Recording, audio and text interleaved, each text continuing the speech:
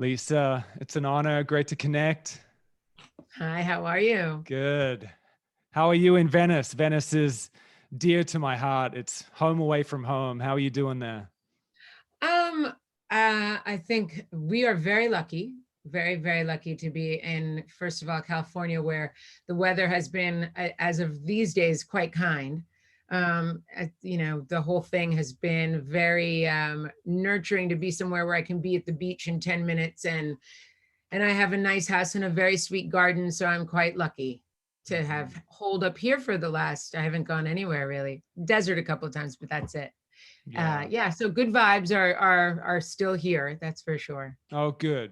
Good. Yeah. And how have you been perceiving this year, this big year of 2020? How are you feeling about it all? What are you seeing? Any insights coming through or?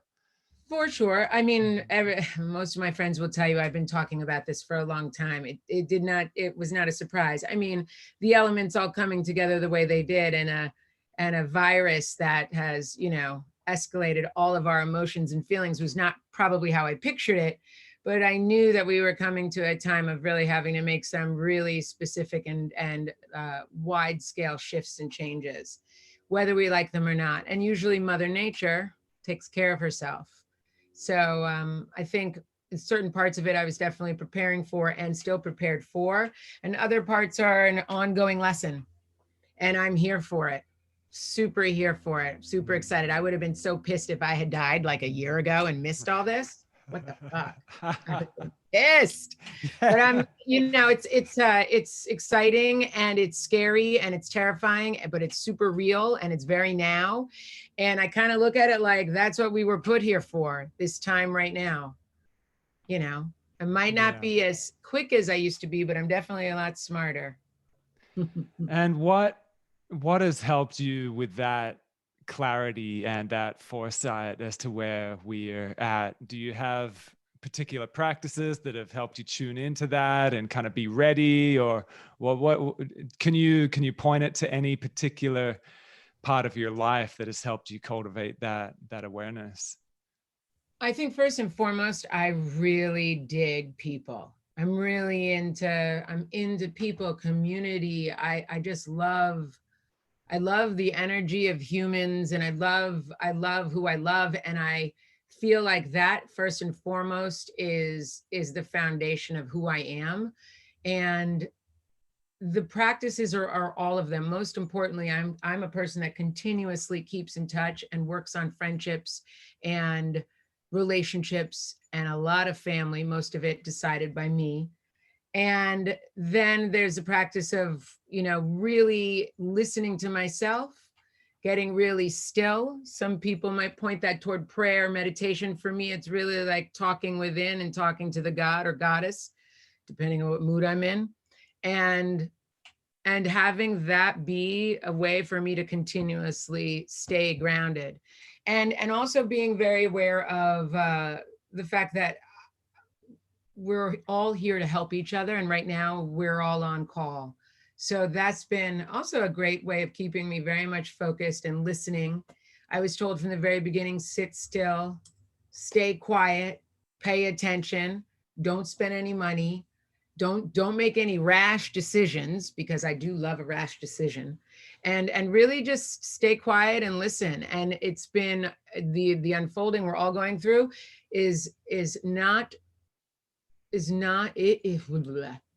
it doesn't feel so bad when you really are sitting and waiting and holding the space for the change. And that's a constant reminder. And also to find my joy, find the fun and the laughter and the dance and the release. Yeah. Yeah, that was a long answer. That's a perfect answer, and I think really helpful, because it is so seductive to get caught up in the madness of it all, and like the kind of the mainstream, you could say, or just a common perception of like LA and Venice is that it's been really hectic, which it has been. It's been a hectic year in any of the bigger cities around the world. But when you're still and present and right there, it's Sorry, I'm trying to turn off the phone. Give me a sec. I did turn it off, but it's Oh, not. it's all good. I updated it a few days ago, and Yeah, God only knows yeah, how it's working now. yeah. Mm, And sorry about that. no, all good. And I think with our computers and our phones, these powerful tools, we can get caught up in the kind of hysteria of it all, and for for good reason, maybe, but to get still and ground and quieten on down and just actually be aware of our actual surroundings. It really is a valuable coping mechanism. So I'm glad you brought attention to that. Like, how can we find our joy even in our current times? Because if we are just plugged into constant rabbit holes of conspiracy theories and just feeding the fear, fuck, that joy just gets zapped, doesn't it? So Yeah, I'm glad you. the fear is super real. And Oh yeah. you said something Venice is incredibly lucky. First of all, to be in California in the sunshine right now, while there are so many parts, especially around here, that are freezing or, Right. quite frankly, underwater. Or wow, literally and figuratively. Mhm. We've been exceptionally lucky, and so staying in that place of gratitude has been a big key, and knowing that we are, this is a big calling forth as well. We have to start showing up for each other and start having those difficult conversations and those difficult meet and greets around certain subject matter, because we're going to need each other to figure out the answer. And that's kind of where we are. I think a big key is not to get so caught up in the computer and the social media and these tools that were a big part of what kept a lot of people asleep to begin with. So in saying that, it's great to be aware or woke or whatever it is, but what are you doing with that new awareness and that new, your new knowledge, or at least sense of self right now? It's important, and a lot of that is around self-worth, worth in general, and money. And that's a very difficult subject for a lot of people to talk about where they're at, especially right now. But I think it's important for us to remember that we are all in a very, very, very vulnerable place. And how the only way to not dip into the fear, the conspiracy theories and the whatever, is to be able to recognize that in yourself and be able to have the no shame around the feelings that you have, whether they be fear or joy or, quite frankly, I don't know what the fuck is happening. That's also a legitimate feeling right now. And I think it's important for us to really come together as people, as a tribe, especially within our different social groups, and start to really step up to the plate with the difficult stuff. I Yeah. mean, I'm super good at it. I hate to say, this is what I live for. Really figuring out what seems to be happening, and then figuring out how to bring it into the heart, how to think from the heart instead of the head. Yeah. Awesome. And that is on point, because there's the common situation that I see a lot of in the kind of woke new age spiritual scene of what's often termed as like toxic positivity. So kind of using like the ultimate truth and the wisdom of like, yeah, this is all perfect, and this is waking us up and bringing us together, and kind of copping out, like, no, it's all good, it's all just unfolding, and it's all just love and light, which you can just feel when that's not for real, when that's not grounded in the moment. So that really did feel on point, that we got to get real, we got to get vulnerable and really have these conversations together, and not just use these spiritual terms to kind of avoid the intensity of the moment, because it is a pivotal, charged time we're in, and it does feel like a balancing act of quietening, like you were speaking of, and getting Mhm. in tune with the deeper wisdom. At the same time, yeah, it is scary as fuck, and we gotta get real with that, huh? It's a beautiful thing to be able to sit still and fold your legs and meditate, but the real spiritual work is when you roll up your sleeves and you get out there and you are helping your fellow man, your fellow animal, your fellow piece of this earth. That's real spiritual work. It's love. I mean, don't get me wrong, and no judgment in any way. I've done it all. But really, when you realize you're in your full glory is when you are in service to others. And I don't care who you are, Yeah. or what you do. Mm-hmm. And that's something that I think has also been very hard to sort of cement and mold for a lot of people right now, because we've been separated. We've been told that we can't see each other. We've really been thrown into this new world. Even though the internet's been around for a long time, we're in a whole different game now. Like there's just so much energy coming through these machines that it is, I think it's a big lesson here of how do we regulate that within ourselves and not get caught up in the fake and the created, and get down to the real. And the real is usually right outside your door. You don't really have to go that far. Venice in all its glory has a lot to offer. Oh, I love Venice. I love it so much. I miss it. It's such a colorful, dynamic, beautiful place. One of my favorite places on earth, really. Mm-hmm. I love it here. Yeah, I'm from New York, so and I was just recently in New York. I went home to kind of touch base there and see what that felt like, and give it a little love, and that was really, seeing a city really taking on the task of coming back to life. It's it was beautiful, bittersweet and beautiful. Yeah. So how do you navigate these current times of, because we're on technology now, we connected via these mediums. We don't want to fully poo-poo it, and because it's a blessing as well, isn't it? So how do you navigate that balance of engaging on these platforms at the same time, seeing that they are very powerful tools? Very rare for me to do anything like this. I don't really use the computer that much because I didn't grow up with it. I've always been a bit like, too cool for school with it.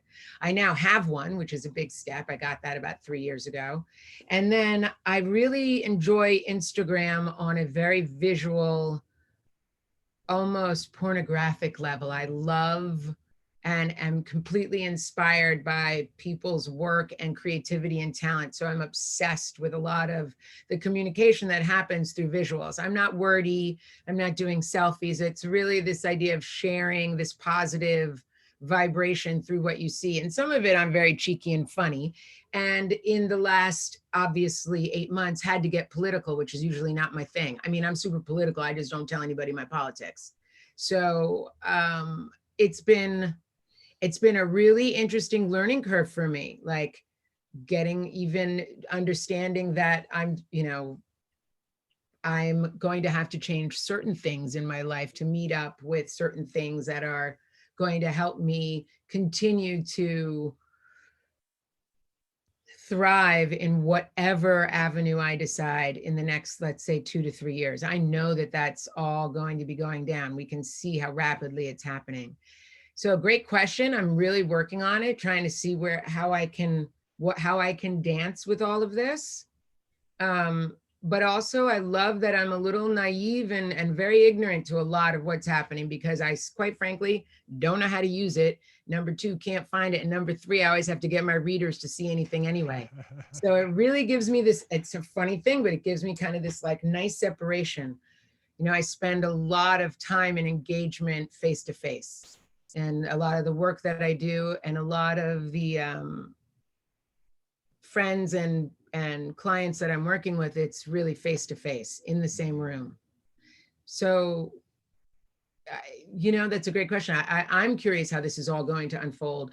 And there's the other side of things that now with this, so many people from my past have found me, or we've reconnected, or actually, quite frankly, they showed up during this thing like I never thought they would. And I've rekindled so many beautiful older relationships through this. So there is always that golden side. Yeah. For sure. And I mean, look at us right now, meeting on here and chit-chatting about some stuff that I think is important to both of us. It's beautiful.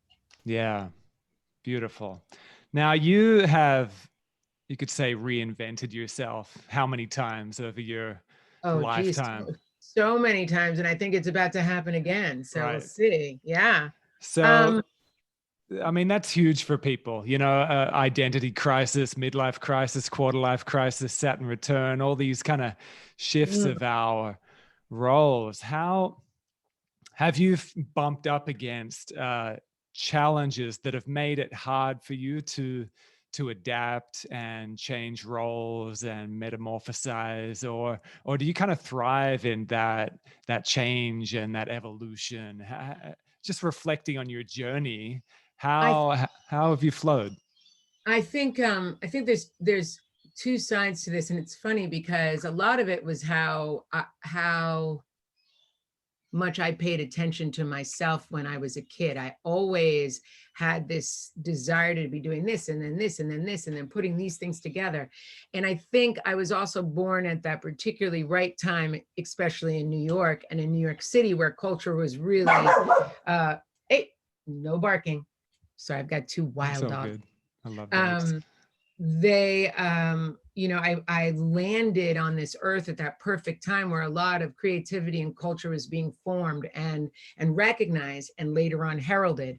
So I kind of dropped in at just the right time, and I never I guess I emancipated myself from my parents so early. I never had anybody tell me that I couldn't do something. So, and maybe in some ways I missed out on that guidance, but in other ways it left me very open to do 6 or 7 things at the same time. I started working when I was 14. I probably had 20 jobs by the time I reached 20 years old. For years I did 3 different things. I worked for a magazine, I worked in a nightclub, and I worked at a dance club as a bartender, all at the same time, and then started throwing parties. So I never had a lot of fear about trying something new. But then later, as I had a very successful career in fashion, coming out of that was very difficult, but I think it was also wrapped around my age.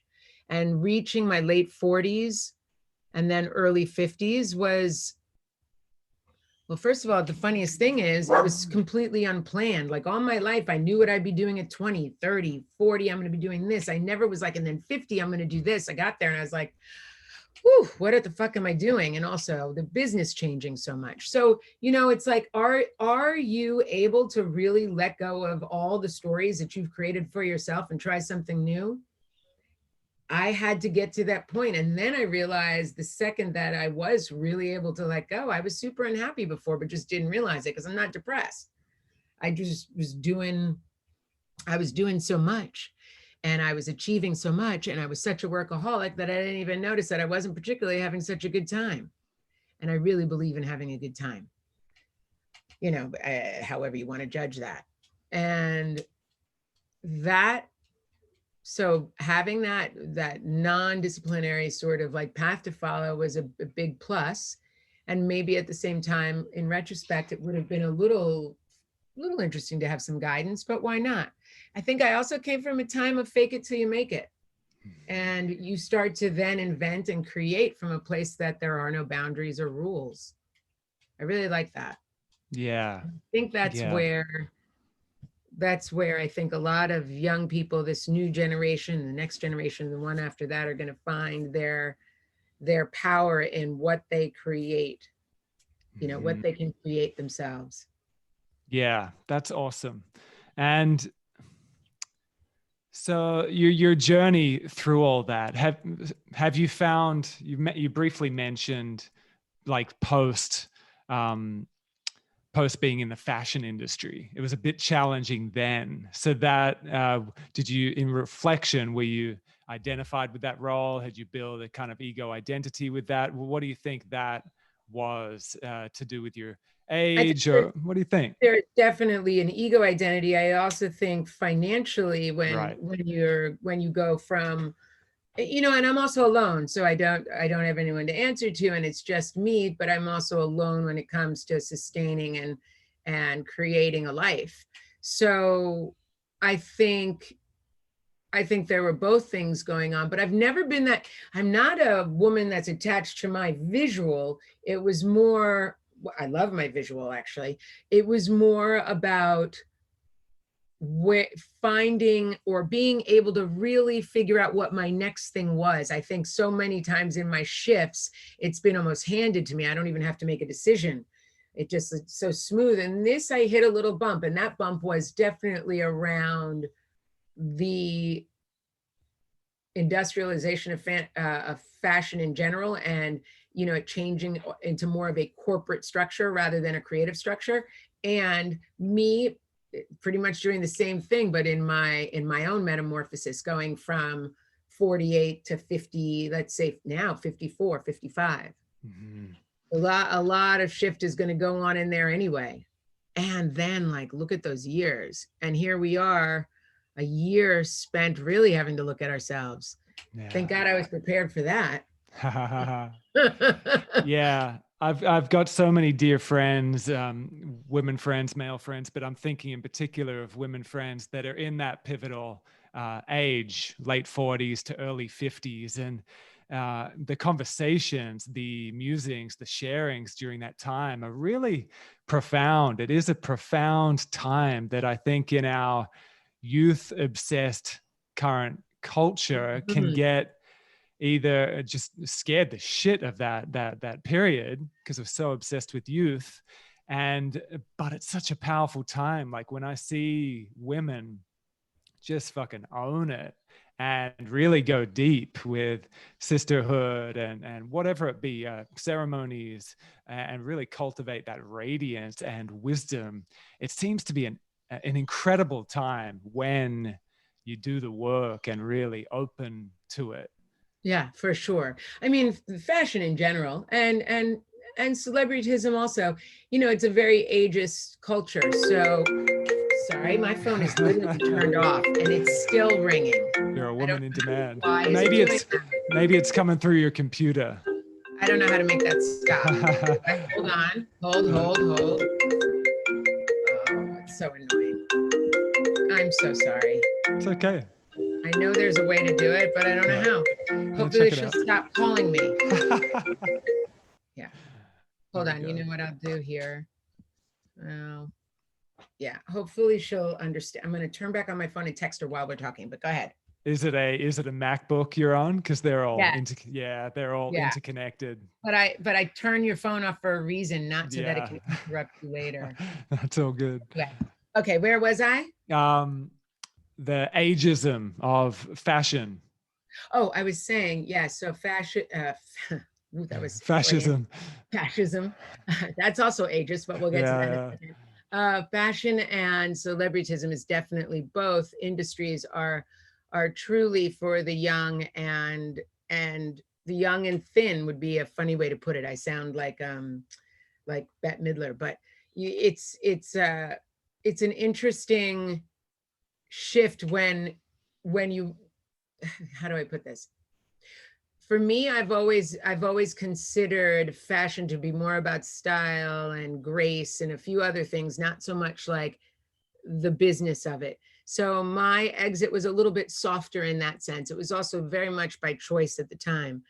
But it led me to being able to work in that same realm in another way. And that, I think, is also a great way to look at things when making a shift. It's like, what is the similar linear thing in everything that I've ever done?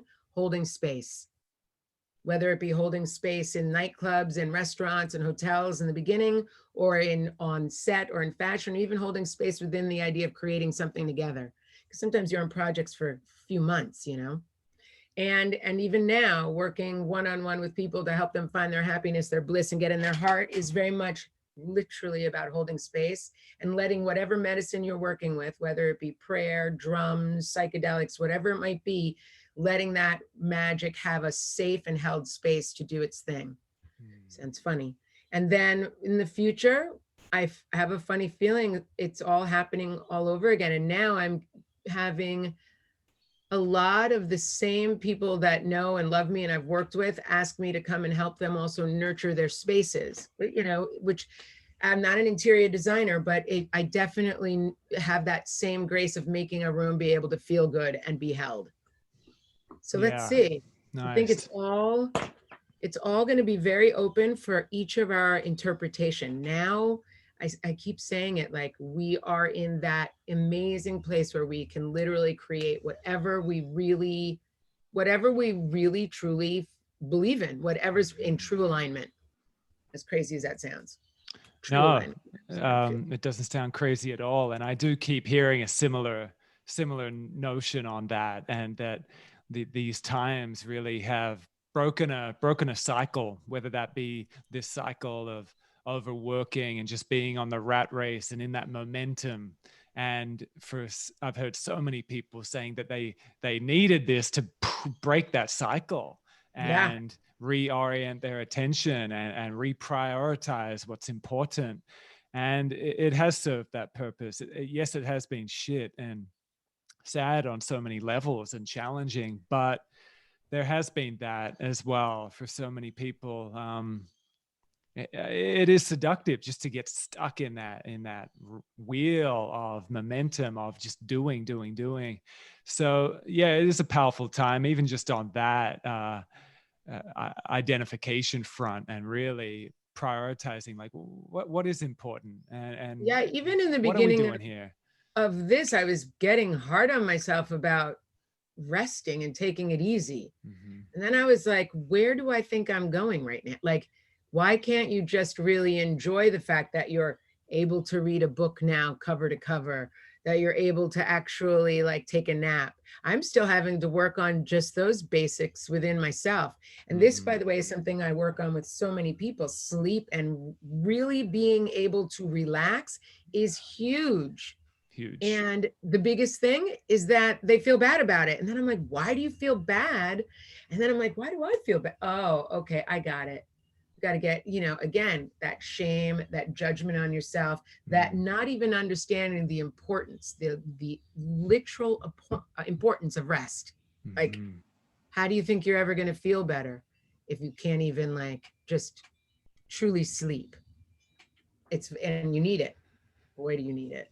Yeah. So working with people, what do you see as the biggest hurdle to that? Like, are we just addicted to the momentum? Are we addicted to our roles and doing? Like, what do you think that initial resistance to just resting, being present, resting?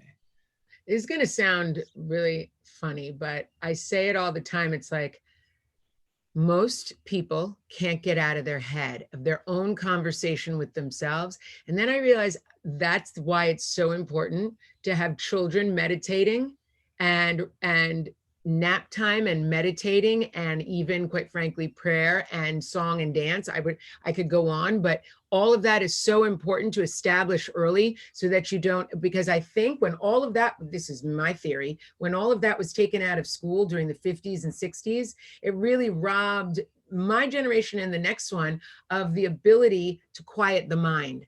And so in this last, I'd say 20 years, with this resurgence of meditation, prayer, and ceremony, I think it's key to developing this next wave of amazing humans into being able to rest, relax, and recharge.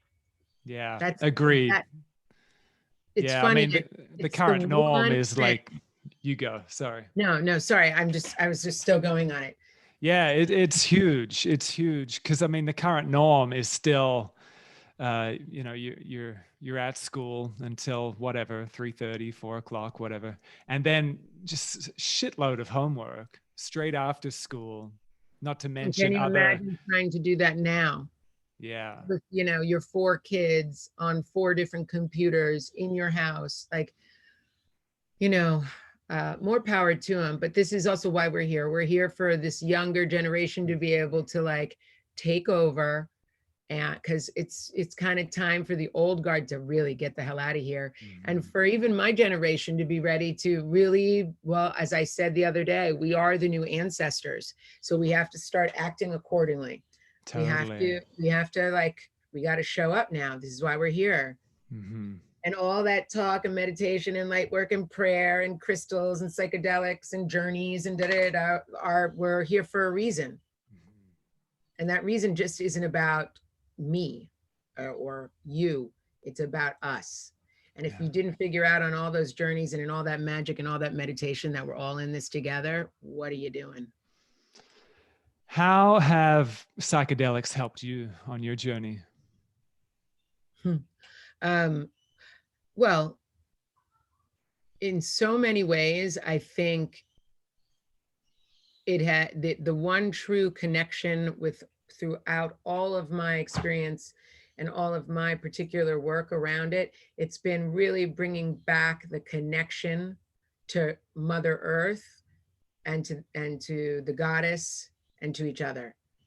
It's that circle of life, that tree of life, the serpent, however you'd like to put it, but it's all that same burst of magic where you know that you are part of everything and everything is perfect. So psychedelics were the first thing that were able to show that to me quite literally and super fast. And I really know how to another thing I really know how to do is integrate. I can take a lesson. You don't have to tell me twice. Got it. So I feel that psychedelics really explained to me that the best place within myself is in my heart and in my love. Yeah, it really is powerful medicine and just cutting straight to the point. And it does feel very timely that it's becoming more destigmatized and coming a bit full circle, and the fear and paranoia and just the shit loaded around psychedelics is getting teased apart and cleared away gradually. I mean, here where I am, it's still very, very illegal, still very, very confused, the general perception of it. But it does seem to be shifting, and a lot of very scientifically validating people and professionals and companies seem to be stepping up and really supporting it in a much more accessible language and perception, which is cool. I think it's cool anyway. Definitely cool. I mean, it's like I always say that kids really know what's going on. And so when talking about it with my little niece, she goes, "Oh, so you mean it's like God's work?" And she's not particularly that she doesn't refer to God so much, but what I realized she was referring to later, because I saw that she watched the documentary about fungi. And so Fantastic fungi. and in understanding that the mushroom itself, or that any of these other amazing and especially tribal medicines, are all really God's work. It's and as well as the vegetable garden that she's working on right now. And I think for me, that's when I was like, yeah, that's exactly what it is. It's a way to tap in and really, really tap in back to the true, beautiful source, and that is God. Yeah. Yeah, it really is undeniable, but until you've experienced it, I get why it can seem very woo-woo and oh, for sure, and just like a drug, like a standard drug. But whew, these teachers are really here to point us back to God. And I keep hearing things along the lines of like our leaders, our political leaders, part of their requirements to step into their role, they should go on like 10 heroes journeys before that to really tease apart. I have a funny feeling that some of our political leaders are doing Okay. Yeah. you ask me, but I mean, that's just me. And I think I've always said, like, I think everyone should, but not everybody's ready. Yes. And that's also a beautiful thing of like, and this is, I guess, coming full circle back to my thing of really knowing that my gift is to sit still and listen. That I'm also very glad that my experience took many, many years. Like the first time I did ayahuasca was 25 years ago. Peyote, even more than that. And slowly I've been called to not only partake and then work with different medicines at different times in my life. It's very interesting. Very, very interesting. Yeah, Um, they each carry a different dynamic, a mhm. different teacher, really. Yeah, Hmm. and I But definitely. I find it compelling that you think the political leaders are on it. I want you to talk a bit more about that. I haven't I heard that. I just think that I know the way that, I mean, you could look at it both ways. I know the way that drugs work from, Mhm. being in the 80s and being around and involved in a lot of different avenues, let's say, especially around marijuana. And Mhm. then I also know how this medicine works and how it finds who it needs to find, and how it is the most interesting paths that I've seen taken. And so I do believe that there are definitely some people, especially those that are doing big things and making big changes within themselves, their businesses, their corporations, their tech, are definitely partaking. And this Yeah. is and that, I think that's an amazing thing. Hmm. I mean, I can tell you, I've had some people who have literally come out of breath work alone and have been like, I just had a full epiphany. I am going home and I'm starting a whole new, or my business needs that, or whatever it might be. They get the download and they are ready for action. And that's what I love and what I'm going for. Yeah, cool. I love that because it is right here, and that's what the yogis have been pointing to for so long now. Yes, we can take that medicine, and it's great that it's available, but we can also unlock it with the drum, with breath Yeah. work, with the didgeridoo, with all these technologies we have around. I mean, usually if you find participants and clients that are willing to really good, give it 110%, Mhm. the medicine itself is just the beginning. It's just showing them where you're going. It's like, here's the movie, now Yeah, go out and live it yourself. And if you really can be faithful and honest with a real practice, that's whether it be breath, yoga, whatever it is, you can go back to that place, no problem, mm. because you know how to get there.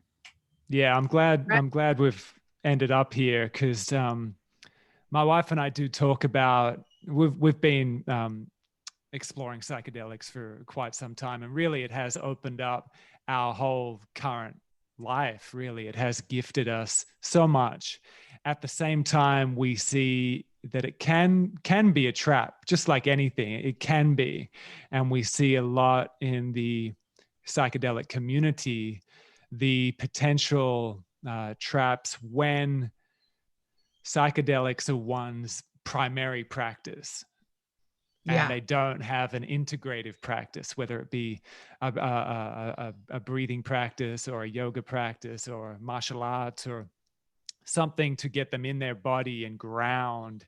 It can be, and often is, a slippery slope. And especially if you haven't fully gone all the way and you're not in the jungle and you're living, in Venice Beach, or Yeah. you're living here, and it can get pretty dysfunctional.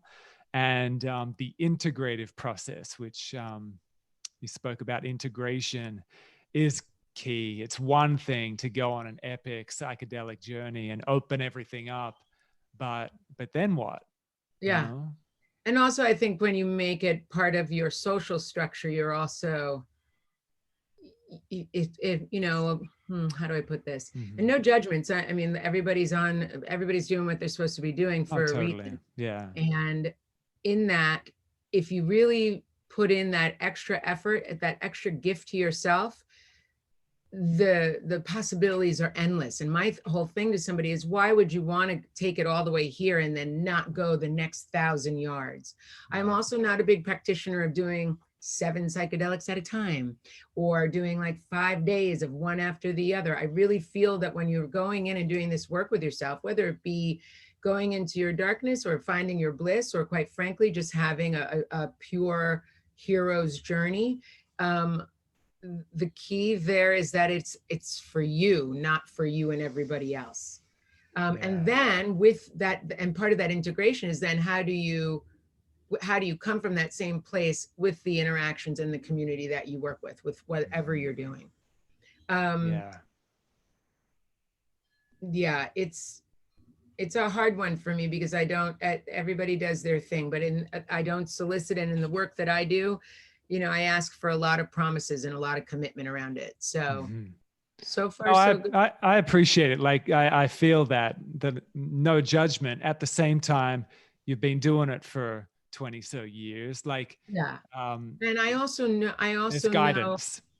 exactly. And I Yeah. also know that a big part of my responsibility is like, and I say this to everyone, whether, especially right before breath work, when, a lot of intimate and forgotten feelings and emotions can come up, that my job is to create a safe space where you can be 110% yourself and nothing ever leaves the room before or after. And quite frankly, it gives the person the freedom to take it as far as they'd like, or sometimes just sit in the silence of self, which a lot of people don't know how to do. Apparently. Mhm. Yeah, totally. Um, the the discipline to do. I mean, one of the beauties of the psychedelics is it'll, for the most part, get into those places even in spite of our Yes. resistance, and shine the light into those places that maybe we are not willing to. And in these current times where we got a lot of great teachers available online to sit down and do these practices and do that deep work, takes a lot of accountability and a lot of kind of brutal honesty, like loving, brutal honesty, to really go into those places that we know we can, that psychedelics go to, even if we don't want to. To do that with breath work, we just got to Hmm. get real, don't we? We got to buckle in and just get really Yeah. courageous. Yeah, it's funny. I Mm. work a lot one-on-one, but one of the things I tell people around breath work is I'm like, as soon as you can, I mean, right now it's not the best time, Mm. but as soon as you can, make sure that you find a breath work class, because there's nothing better than breathing with other people next to you Yeah, and totally. actually starting to play around with the fact that not only are you hopefully being able to get out of your head and really get into the heart. I even go as crazy to say get up in your stomach, but that you can also understand how important it is that you are breathing with others, and how powerful that can be for you to have a completely different experience, but just as powerful and just as, let's say, beautiful. Sorry, I was Hmm. looking for that right word, but really, you can do some beautiful work when you're Yeah, able to do it with others. That is what I totally. love about breath work in general. Like Hmm. Yeah, you the trade off one another's energy, the yeah, and transmission. every single time it's completely different. I've never had the same Mhm. experience twice. Yeah, the belly thing, like Mm. that, even that in itself can bring up a lot of shit. Often when I'm in like when I'm teaching yoga in like a power yoga studio, where often the fixation is on being ripped and being uh, kind of getting as perfect as possible, really. Mhm. And I sense a rigidity in a lot of people's belly. They've been trying to grind it and tone it and squeeze it and contract it, that it ends up rigid, but also the mindset behind it, that perfectionism and rigidity and overly neurotic, overly obsessed about this trip of perfectionism. Just guiding people to relax their belly can be fucking huge for people. It can bring up heaps of shit. And then Literally. yeah, literally a big Yeah. old purge, and it's Um, amazing what's in the belly, whether we look at it in terms of women and the womb, and then into the uterus, and like that potency, let alone the more the psychological and emotional and like subtle, like the knots that we carry in our belly that are tied with the mind. It's oh, it, huge. it is the mind. I had a friend years ago. He's a genius. He's into the fermentation business. And he called me one day. He's like, Coop, and he calls me Coop. Coop, I need you to be the figurehead of a new cult I'm going to start. And I was like, a cult? He's like, yeah, we're going to worship the bacteria in our stomachs. And we laughed for like an hour, but actually he just broke it down for me. He's absolutely genius. And I remember that night I was like, he's so right. He's like, you know, our decisions are, everything in our life it should be formulated with the greatest respect for our stomach, which is who we actually really are, not really our brain. So yeah, the stomach is one of my favorite things, and it's a big part of the beginning of bringing the body into awareness. And through the breath work, I always first and foremost focus on the stomach. Yeah. Wow. And it, yes, and it brings me to our current kind of predicament, even like nutritionally, like collectively nutritionally, like the last few generations of the predominant diet, just like feeding the gut shit, like Yeah, just feeding it the worst. When you look at 90% of any kind of supermarket, it just being crap, like not even food. And we're just yeah, like filling the gut with all this stuff. Like, no wonder, like on just that level alone, why we get so confused about who we are, and we have so much trouble quietening down and getting present. Even just that level of the gut, that which yeah. brought that to mind, you bringing up your friend, noting No, that. it's so true. And also, I mean, a big thing I've been saying for years and years and years, especially around children, is, you know, taking the shame out of the bathroom in general. It should be a pleasurable, happy experience. It's one of the most important things you'll do for the rest of your life, and it will change the end of your life. You know, Right. most people by the time they're in their 40s or 50s have never done a cleanse, have never cleaned out their gut, don't even know where their pancreas is. You'll be like, where's your pancreas? You're like, I don't know. So, you know, some of the most important stuff, you know, again, it comes back to that same thing. Because all of that kind of education was taken out of schools, out of the basic teaching of to each other, it's it's no wonder we're not all riddled with cancer and sick. Dis-ease, right? And as Yeah. and that's, you know, again, when you can get this flow going and really start to move and shift where the dis-ease is, you're just the healthier and happier. Mm. Yeah. Yeah, totally. Lisa, you've lived such a rich and dynamic life.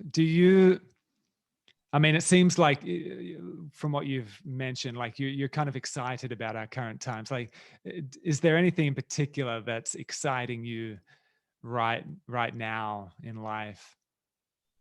It's funny. I'm not excited about certain, like I wish we could travel, and I really know we're about to do a lot of stumbling around a bit for the Yeah. next year or so, but I'm happy about that. But I mean, the most exciting things, for example, is what I see happening with young kids. There Mhm. is an underground, there is a creative process being born out of this.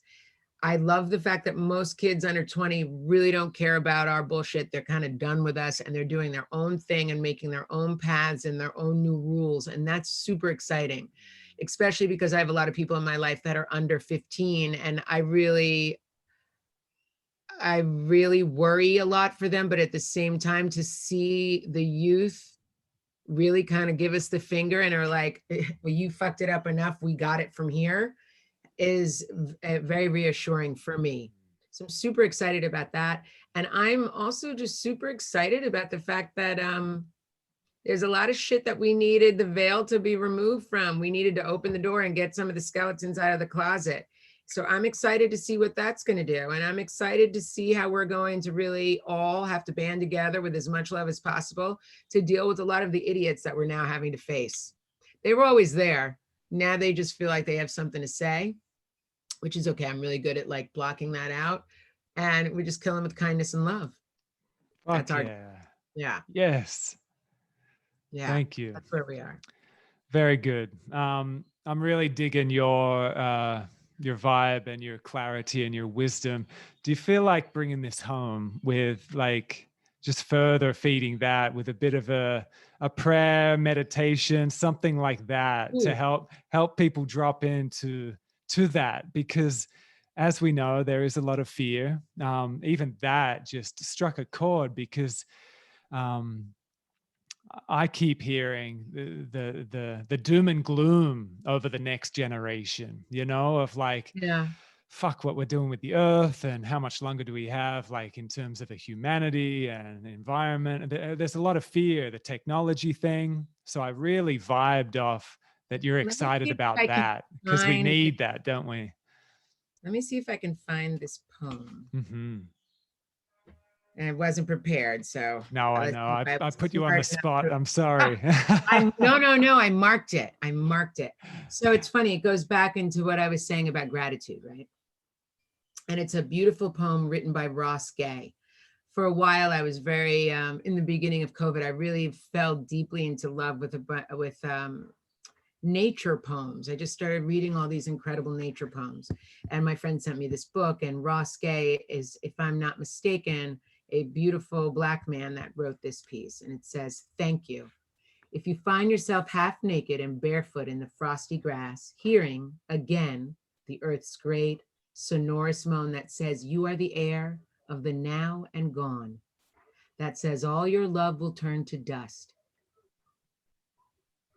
and will meet you there. Do not raise your fist. Do not raise your small voice against it. And do not take cover. Instead, curl your toes into the grass. Watch the clouds ascending from your lips. Walk through the garden's dormant splendor. Say only thank you, thank you, thank you." Mm. And that's pretty Aho. much where I try to start and end every day, is somewhere in there saying thank you. And thank God I'm still here. Yeah. Hmm. Thank you so much, Lisa. So Oh, you're the beautiful. best. Is I appreciate there, yeah, really, really have appreciated this. Is there anything you want to let our listeners know about? Are you wanting to, what's your major platform? People can check out your work. it. Mostly I would say Instagram. I have Yeah. 2 Instagrams. One's Bring Your Vibe, Yeah. and the other one is just my name, Lysa Okay. Cooper. And my telephone number's on there. So if anybody feels they need to call me, Good call for me. you. Good on Yeah. you. You're amazing. So great to riff with you. And yeah, I've really, really And I look forward to appreciated it. meeting you. I am going to come Yeah. visit one day. Yeah. And I look forward to being back in Venice or in New Mexico or somewhere around there as well. Let me know. I will. All Okay. right. Much love, Lisa. Take care. Love you.